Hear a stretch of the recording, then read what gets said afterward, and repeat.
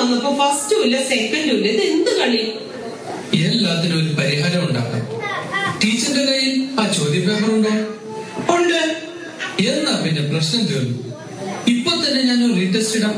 എന്താ? അത് മതി, അത് മതി. ആ ചോദ്യ പേപ്പർ ഇങ്ങോട്ട് എടുക്കും ടീച്ചറെ. റോയ് മോനെ, നീ ഇങ്ങോട്ട് നീങ്ങി നിന്നെ.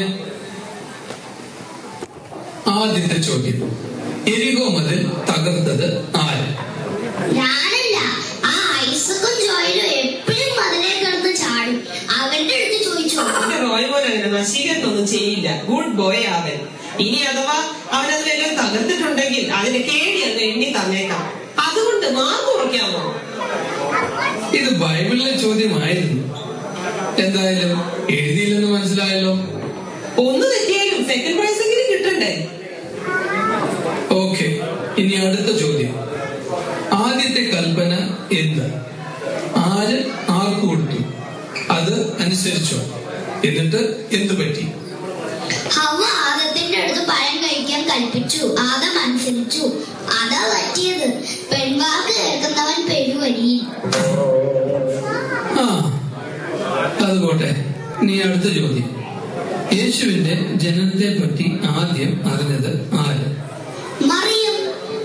ഒരു വിധത്തിൽ പറഞ്ഞാൽ അത് ശരിയായതുകൊണ്ട് ഞാൻ മാർക്ക് കൊടുത്തിട്ടുണ്ട്. കൊള്ളാം. ഇനി അടുത്തത്, വിദ്വാൻമാർ യേശുവിന് എന്തെല്ലാം കാഴ്ചകൾ അർപ്പിച്ചു? അത് സോപ്പും പൗഡറും പാമ്പേഴ്സും. മമ്മി പറഞ്ഞില്ല വീട്ടിലെ അനിയത്തിക്ക് ഗിഫ്റ്റ് കൊടുക്കണമല്ലോ. ഇനി അടുത്തത്, ദൈവം നമ്മുടെ പാപങ്ങൾ ക്ഷമിക്കണമെങ്കിൽ നമ്മൾ ആദ്യം എന്ത് ചെയ്യണം? അത് പാപം ചെയ്യണം.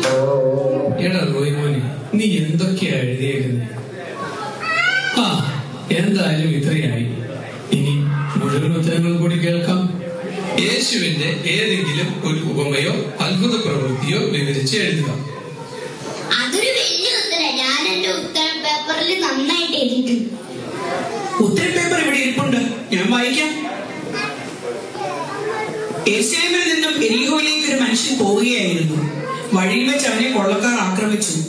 അവർ അവനെ നിർദ്ദയം മർദ്ദിച്ചു. ടിഷ്യൂ മൃതപ്രായനാക്കി കഷ്ണം കഷ്ണമാക്കി അവിടെ ഇട്ടു. ചിലത് നല്ല നിലത്ത് വീണു, ചിലത് പാറപ്പുറത്ത് വീണു, ചിലത് മുള്ളിനിടയിൽ വീണു, ചിലത് കിളികൾ കൊത്തിക്കൊണ്ടുപോയി. ശേഷിച്ച് 12 കൊട്ട നിറച്ചെടുത്തു. അതിലൊരു കൊട്ട ഇസ്കരിയോത്ത യൂദ കൊണ്ടുപോയി ദേവാലയത്തിൽ കാളകളെയും ആടുകളെയും വിൽക്കുന്നവർക്ക് 30 വെള്ളിക്കാശിന് വിറ്റ് കളഞ്ഞു. ഏതായാലും നല്ല ഉത്തരങ്ങൾ തന്നെ. ഇനി ബാക്കി കൂടെ വായിക്കണോ? വേണ്ട, മതിയായി. എല്ലാം എഴുതിയെന്ന് പറഞ്ഞപ്പോ ഇത്രയും പ്രതീക്ഷിച്ചില്ല.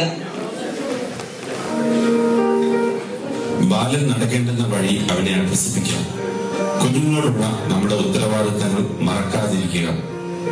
ലോകത്തിന്റെ വിജ്ഞാനം പഠിപ്പിക്കാൻ എടുക്കുന്ന സമയത്തിന്റെയും ശ്രമത്തിന്റെയും ഒരംശമെങ്കിലും ശ്രമം വേദപഠനത്തിന് മാതാപിതാക്കൾ ചെലവഴിച്ചാൽ പുതിയ തലമുറ ദൈവകൃപയിൽ ആശ്രയിച്ചു വളരും.